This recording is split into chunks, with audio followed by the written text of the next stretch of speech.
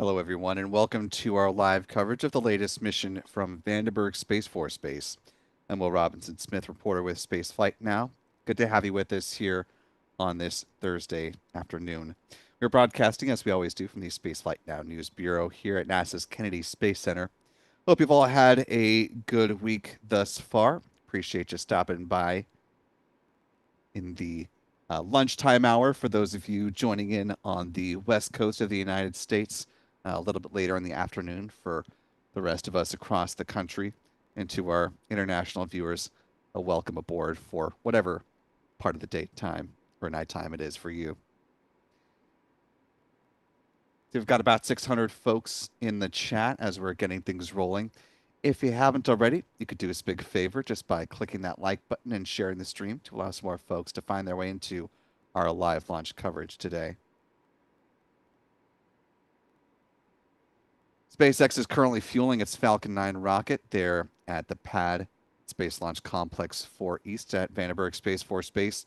The departure time is there on your screen, looking at a liftoff at 12:42 p.m. Pacific, 3:42 p.m. Eastern, 2042 UTC for those around the world.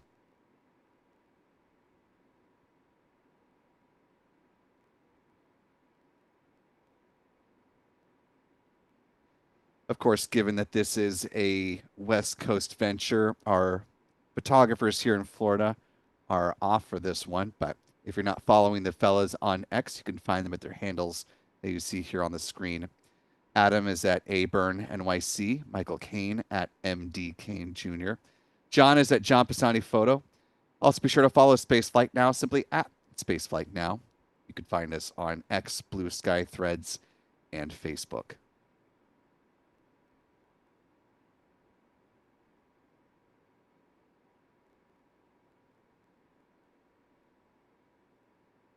Today's launch of a Falcon 9 rocket set to add another 28 Starlink V2 mini optimized satellites into low Earth orbit. The satellites are set to jettison from the Falcon 9 rocket's upper stage just about 1 hour after liftoff here.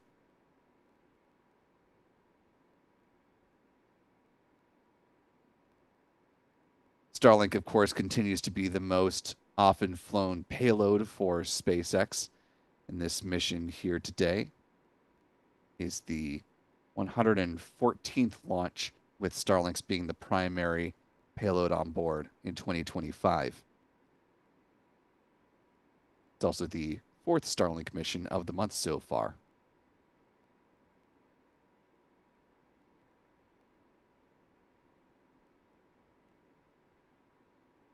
Getting you caught up on where SpaceX is in the count today.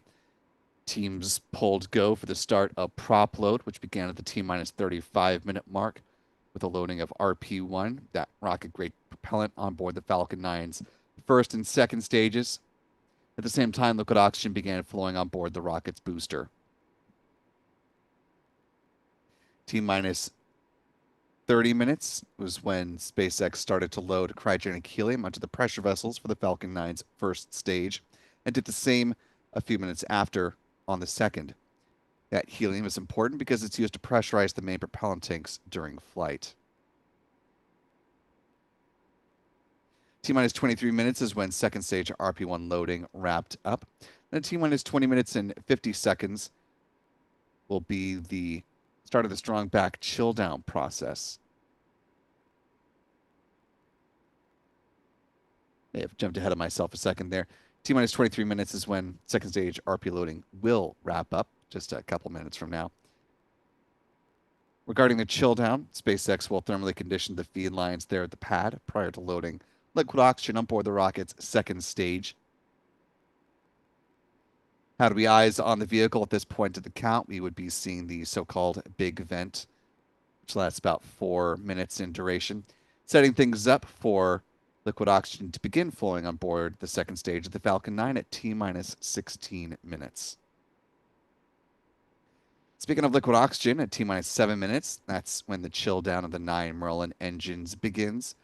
At this point in the count, SpaceX will flow a small amount of liquid oxygen through the plumbing and turbo pumps helping to protect those engines from the risk of thermal shock and damage during startup.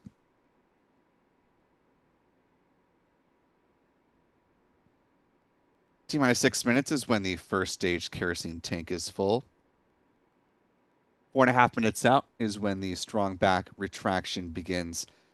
First, we'll see the clamp arms just beneath the payload fairings open up, and then the transporter erector, otherwise referred to as the strong back, will recline about 13 degrees away from the Falcon 9 rocket, and here at Vandenberg, it will stay in that position up to and through liftoff.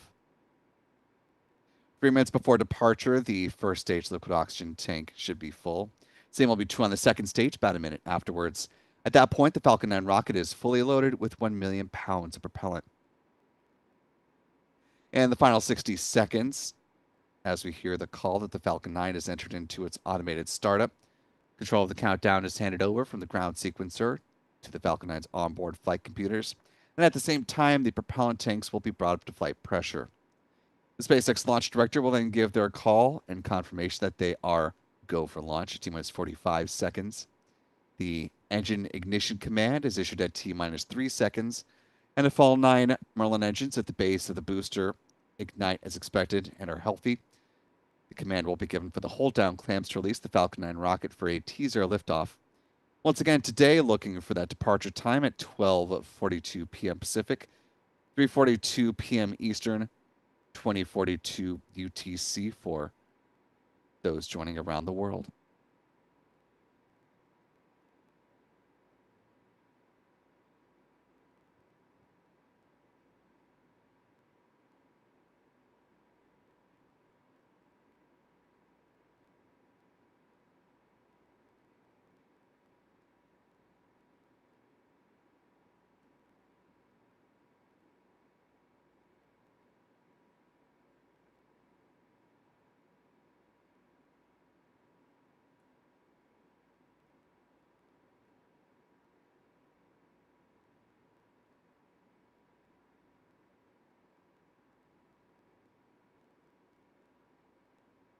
"22 minutes and counting before the planned liftoff of the Falcon 9 rocket.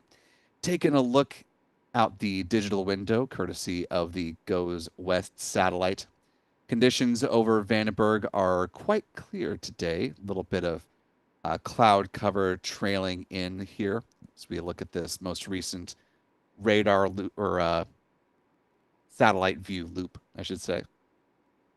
See those clouds that are whizzing towards Vandenberg, but hopefully it won't be too obstructive as far as visibility for those near to the pad and able to see liftoff with your own eyes. The Falcon 9 rocket will be flying on a southeasterly trajectory once it does depart from Vandenberg, so hugging the coastline of California and Mexico, hopefully providing some good afternoon views for those of you who are able to step outside, break away from your work or schoolwork.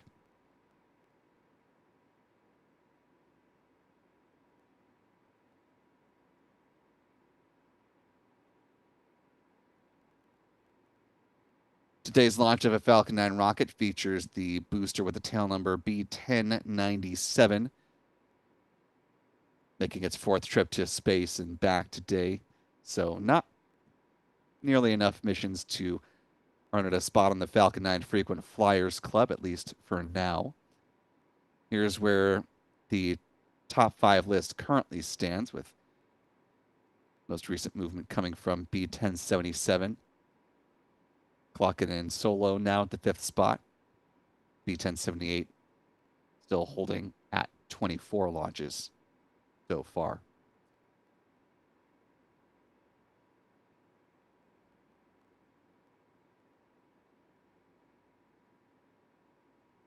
Taking a look back at our live chat here.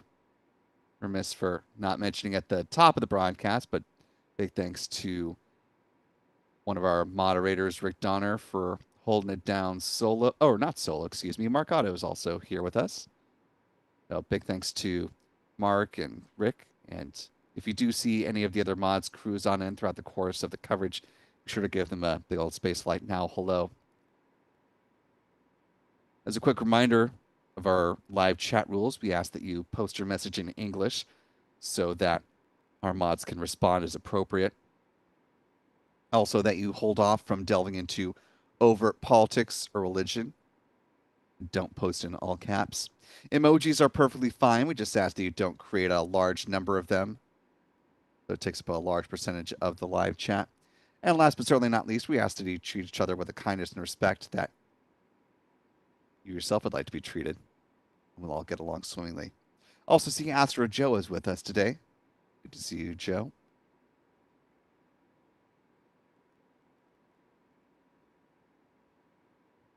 This and every other live launch opportunity are made possible in no small part thanks to our wonderful channel member community here on YouTube. So thanks to folks like Distributor 69, Montpelier 28, Sulfur for Lunch, Nummy Droud, how do you pronounce that? Chuck Jan, goodness, and many, many others. Cats the House, hello, hello.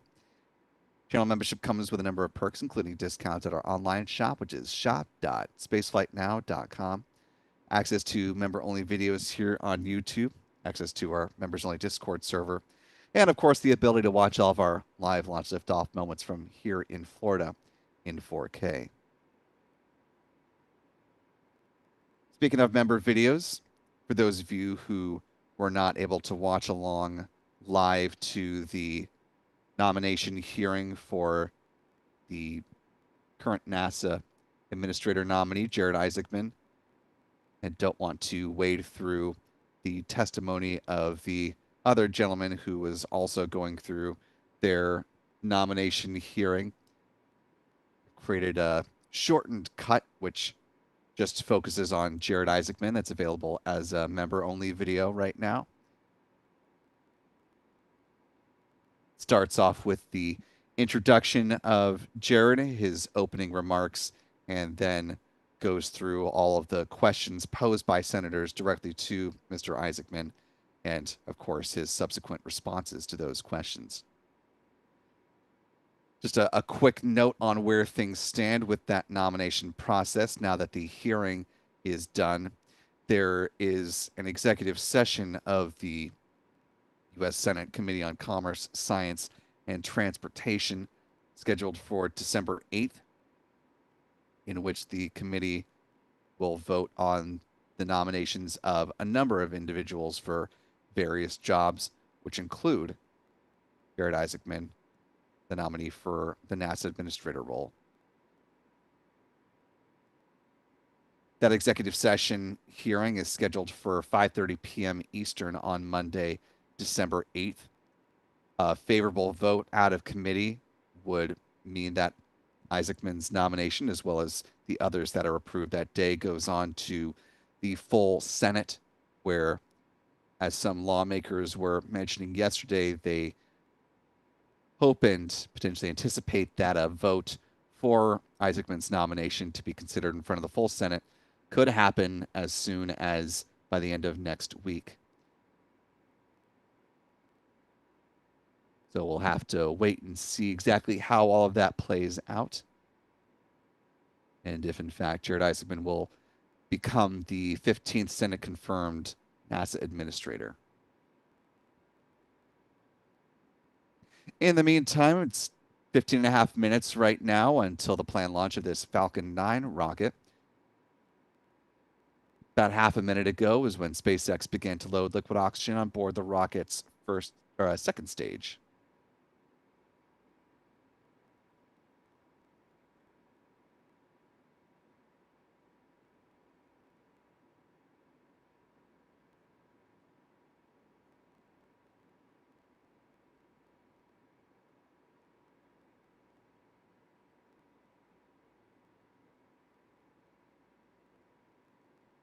I mentioned briefly the trajectory of this mission, so let's go ahead and look at the path of the Falcon 9 rocket, which will lift off, of course, from Space Launch Complex 4 East, Slick 4E at Vandenberg Space Force Base, flying on that southeasterly trajectory. The first stage booster, B-1097, will target a touchdown on the drone ship. Of course, I Still Love You, roughly 8.5 minutes after liftoff. A good booster recovery today would be the 167th for this particular drone ship and the 544th overall for SpaceX.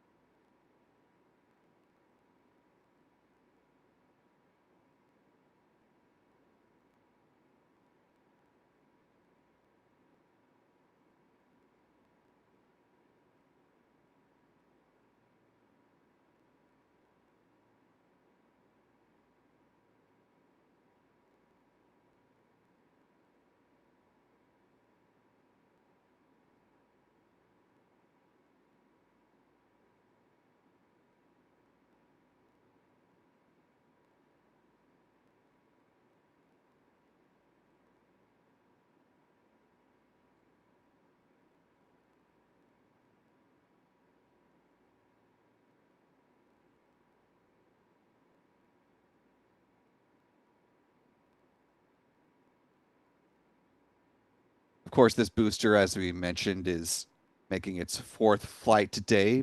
SpaceX is working to certify its boosters for up to 40 flights. Not only its boosters, but of course the payload fairings as well. Following fairing jettison about 3 minutes into this mission, those fairing halves will return to Earth and make a splashdown in the waters of the Pacific Ocean, a little bit further downrange from where the booster is set to land on the drone ship.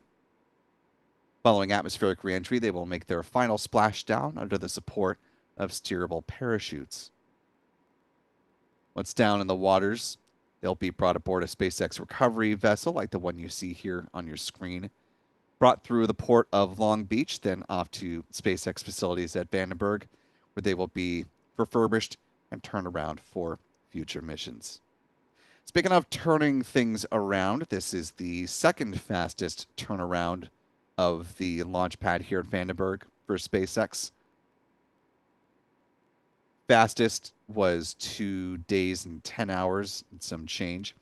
This turnaround between launches is 2 days and 15 hours. So teams continue to move at a pretty quick pace here at Vandenberg Space Force Base.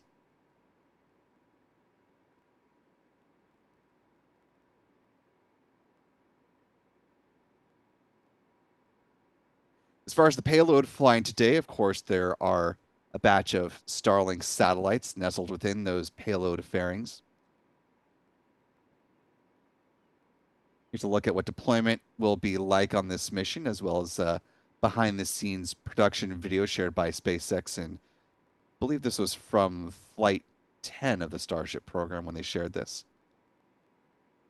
There will be 28 Starlink satellites deployed on today's mission, Starlink 11-25. This is the 114th Starlink launch of the year so far, the fourth of the month. These Starlink V2 Mini optimized satellites are considerably lighter than the predecessor V2 Minis. With their solar panels unfurled, they have a wingspan of about 100 feet or 30 meters. They use argon Hall effect thrusters for in-orbit maneuvering. Built in Redmond, Washington, and the facilities you see on your screen in this video. These satellites will be deployed at an altitude of about 183 miles or 295 kilometers at a 53-degree inclination.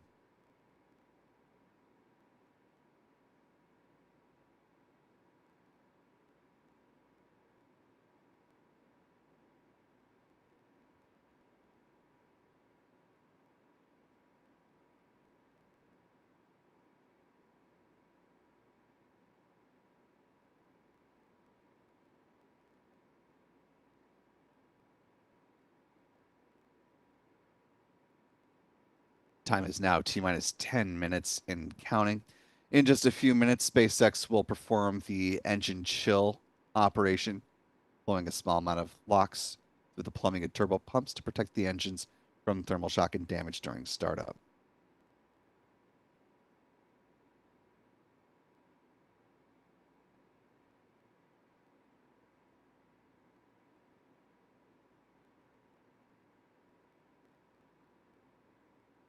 Taking a look at the live chat here with just about 9.5 minutes on the clock. Appreciate the more than 1,800 of you who are watching along with us live today. If you haven't already, you could do us a big favor just by clicking that like button and sharing the stream to allow some more folks to find their way into our live launch coverage. And yes, in response to EL99's question, there will be live videos shown of launch.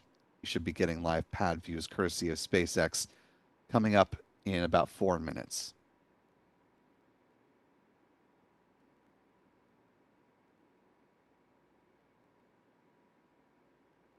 One of our channel members, Raul Gaona, checking in from the California Soup Bowl, the big Central Valley.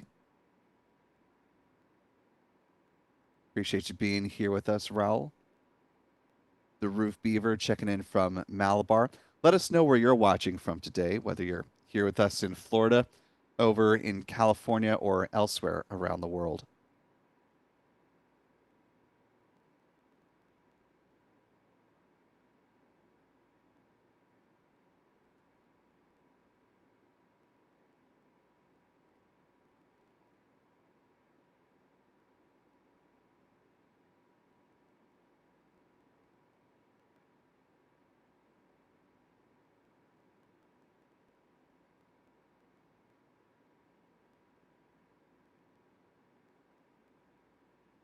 Before we get pad level views of the Falcon 9 rocket here in a few minutes, let's take a quick spin around SpaceX's workhorse vehicle, the Falcon 9 rocket. This will be the company's 573rd launch of a Falcon 9 to date, and the 156th launch of a Falcon 9 so far in 2025.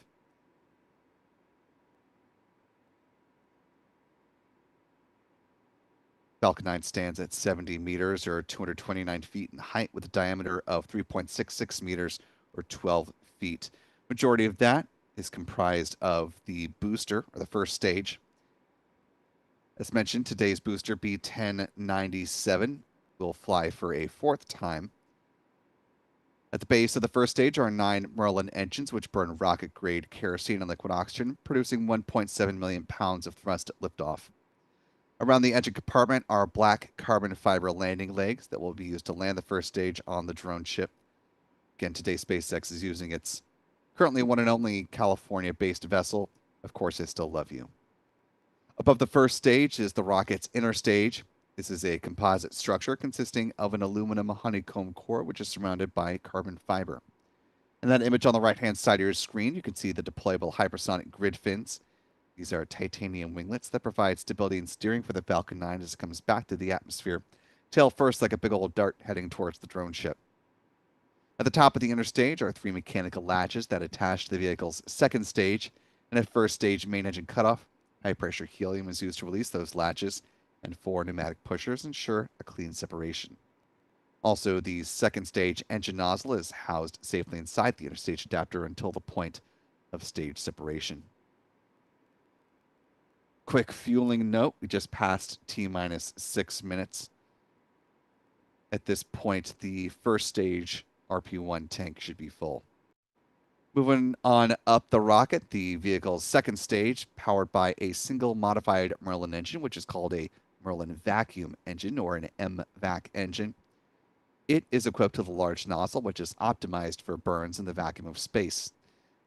This engine produces more than 220,500 pounds of thrust, and it will be fired twice on today's flight to place the 28 Starlink satellites into their intended orbit. The MVac engine burns the same prop mix, that being RP-1 and LOX, just like the booster. Following the deployment of the Starlink satellites, there will be one final deorbit burn, driving it back into the atmosphere where it's designed to burn up and eliminate the risk of space debris. Finally, at the top of the rocket, as we're about to get views of the vehicle, are the payload fairings. Falcon 9 tanks are pressurizing for strong back retract. Which will go ahead and show you the live pictures of the fairings flying today. Fairings are made up of a carbon composite material and stand 13.1 meters or 43 feet in height, and are 5.2 meters or 17.1 feet in diameter. As mentioned, the fairing halves will be recovered a little bit further downrange from where the booster lands on the drone ship. Strong back retract has started. Looks like quite a lovely day there at Vandenberg Space Force Base. A nearly fully fueled Falcon 9 rocket. The clamp arms just beneath the payload fairing set to open up here momentarily. And there you see those arms in motion.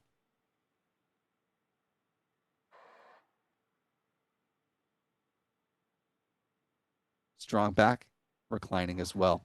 It pulls back about 13 degrees away from the rocket and stays in that position up to and through liftoff.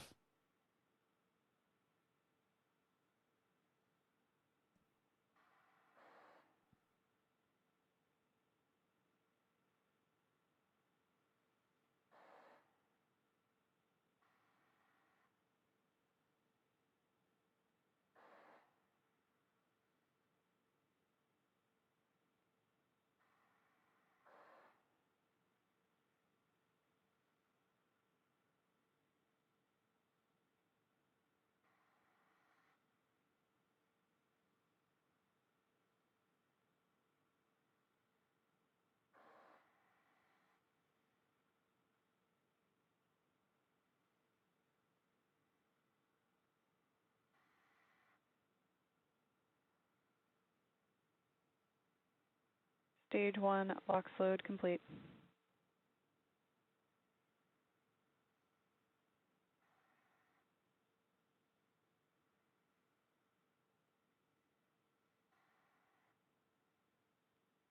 Good call on LOX load. We should hear a similar call regarding the rocket's second stage coming up here at about T-minus 2 minutes.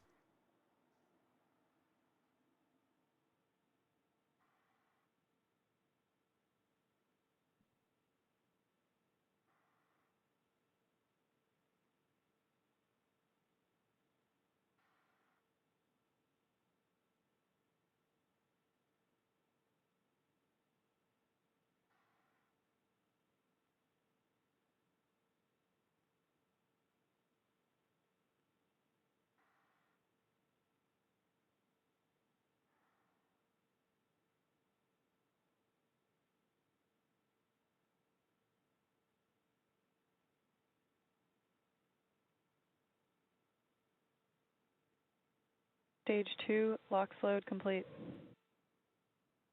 With that, the Falcon 9 rocket is now fully loaded with 1 million pounds of propellant.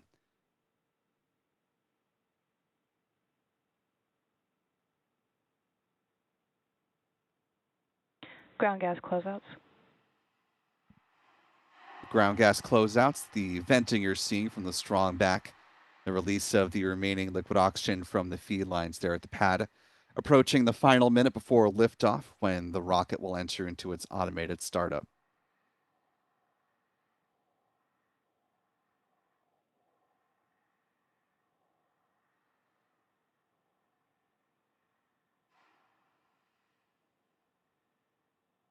Falcon 9 is in startup. And with that call, we are awaiting confirmation from the SpaceX launch director that they are in fact go for launch.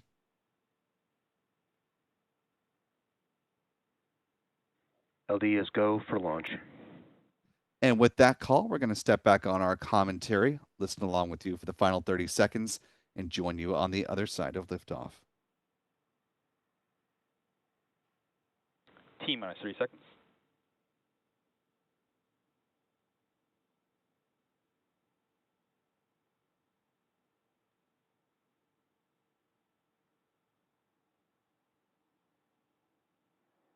T-minus 15 seconds.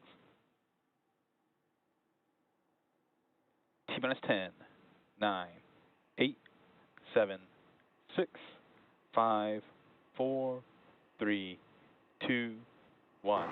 Ignition. And liftoff of Falcon 9. Go SpaceX, go Starlink.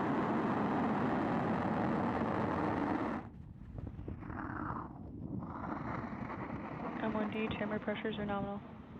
Vehicle is pitching downrange.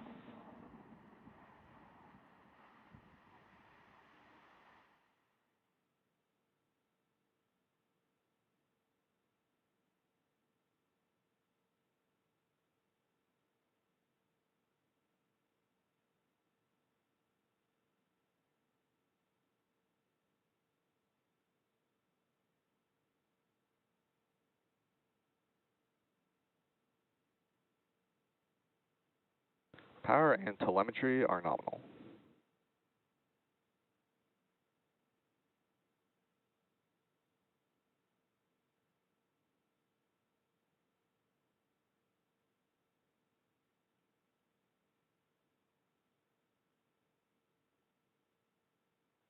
Falcon 9 is supersonic.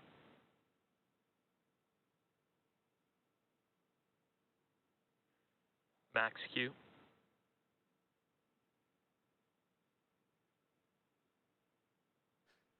As you just heard, the Falcon 9 rocket has passed through max Q, the point of greatest aerodynamic pressure on the vehicle. Coming up to MVAC chill next.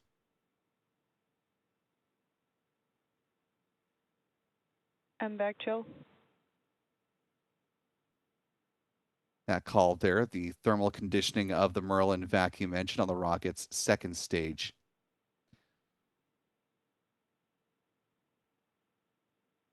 In less than a minute, SpaceX will go through a series of fairly quick-paced events. We'll see first stage main engine cutoff, or MECO, at about T+2 minutes and 25 seconds, followed by stage separation, and then the ignition of that Merlin vacuum engine. The payload fairings will jettison nearly 3 minutes into liftoff. Or post-liftoff, I should say.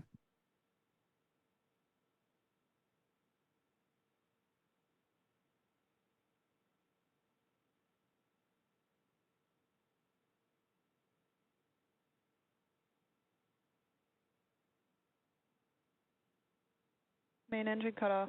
Stage separation confirmed.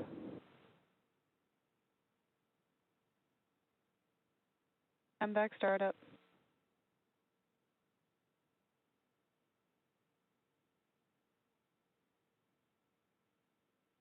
Good calls, good visuals. You can see the hypersonic grid fins deploying there on the booster. Some nice views of the California coastline behind both stages. Coming up on fairing separation. Fairing separation confirmed. And a good visual of those 28 Starlink V2 mini satellites. Those fairing halves will be recovered a little bit further All down vehicles are on nominal trajectories. range from where the booster lands on the drone ship.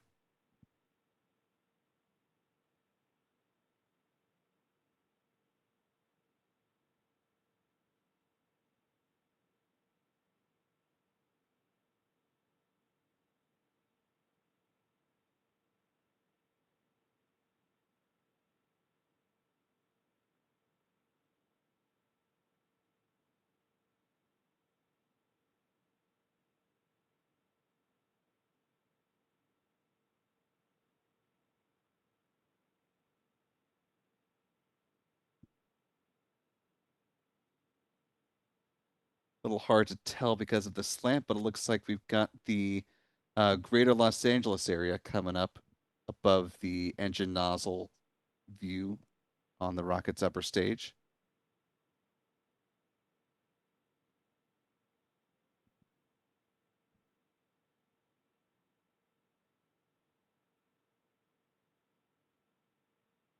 Just about 4.5 minutes into the mission.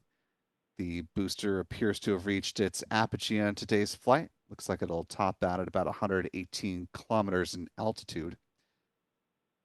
Now starting to make its descent towards the drone ship called Of Course I Still Love You.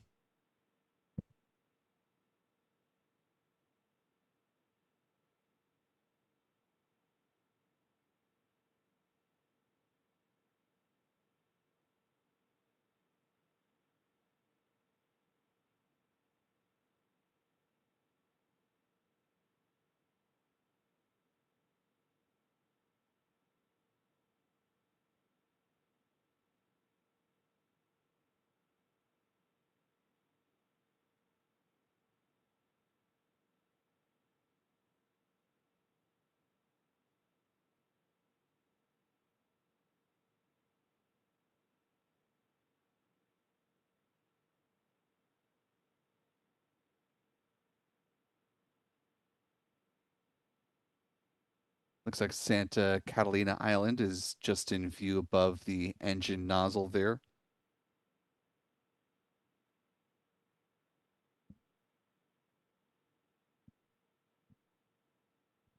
as to back at Los Angeles area. San Diego cruising into view as well. Just about 6 minutes into this flight. We're coming up on the 3-engine entry burn here momentarily. That'll help Stage 1 pump the FTS has brakes. safed. Stage 1 entry burn startup.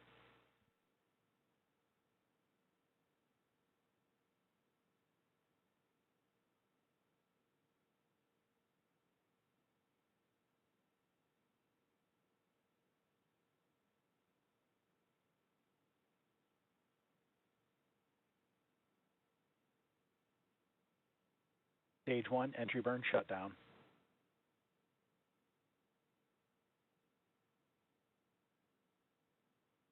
With the conclusion of the entry burn, coming up next will be the start of the single engine landing burn, set to begin at about T+8 minutes.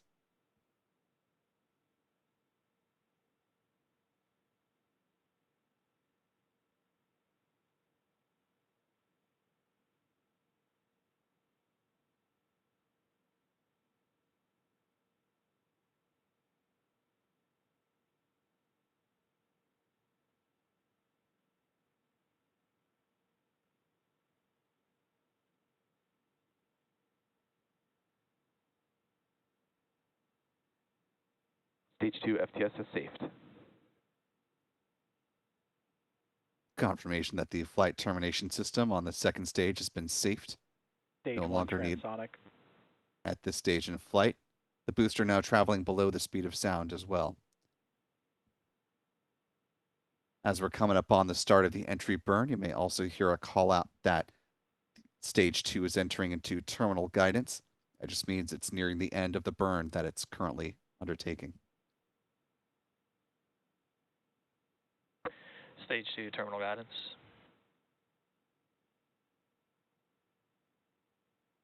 Stage 1 landing burn.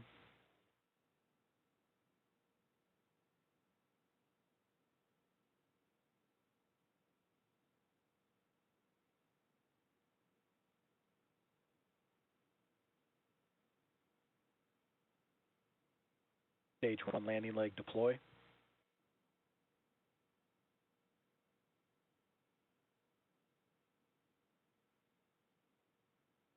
Stage 1 landing confirmed. Good confirmation of landing of booster B1097, completing its 4th trip to space and back. And back shutdown.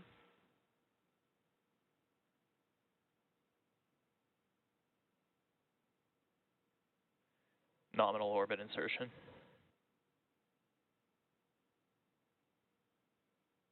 And with a good confirmation of a nominal orbit insertion, the upper stage will now coast until about T+54 minutes and 5 seconds. There will be a brief 1-second burn on that upper stage engine to circularize its orbit. And the Starlink satellites on board will be deployed at T+1 hour and 57 seconds post liftoff.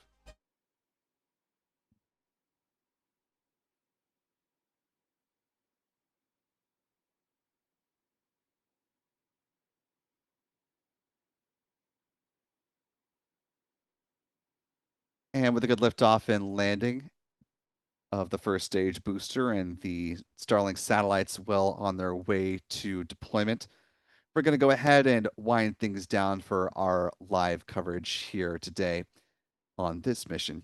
As a reminder, though, we do have a launch coming up to start off or to close out the weekend. Coming up on December 7th, we're looking at the launches of another Starlink flight from here at Vandenberg, the 11-15 mission, and then at Launch Complex 39A, the flight of Starlink 6-92. Then early next week, we've got a non-Starlink SpaceX launch, the flight of NROL 77 from Slick 40 over at Cape Canaveral Space Force Station. In between all of those, obviously, if the weather improves, Rocket Lab down in New Zealand also looking to fly their Raise and Shine mission on behalf of JAXA. It's the first dedicated flight that Rocket Lab will fly on behalf of Japan's space agency.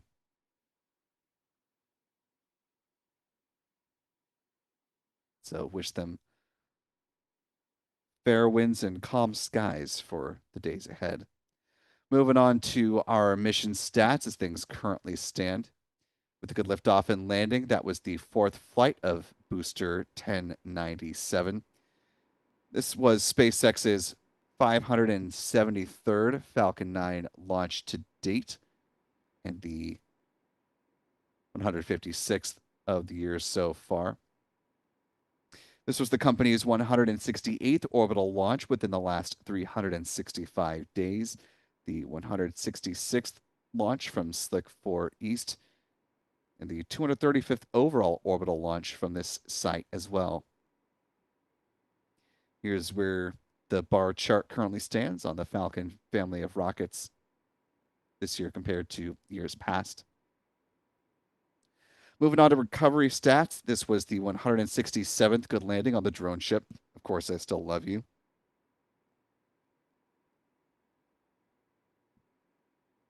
That marked the 446th drone ship landing for SpaceX, the 544th booster landing for Falcon booster, and the 545th overall booster landing as well, including Blue Origin's Never Tell Me the Odds.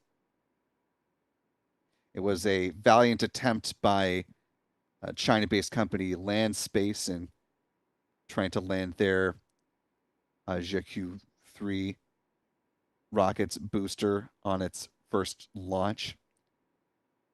They got close to hitting the mark, but unfortunately they had an off-nominal landing attempt, so the booster did have a hard crash landing. Sure, they'll gather lots of good data from that attempt and be back for another bite at the apple before you know it. We'll see if they're as successful on their second landing attempt as Blue Origin was.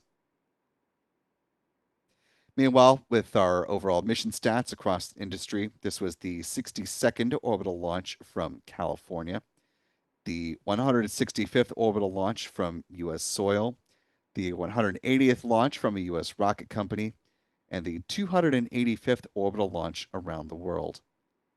There have been 6 orbital mishaps so far this year. Here's where the pie chart now currently stands.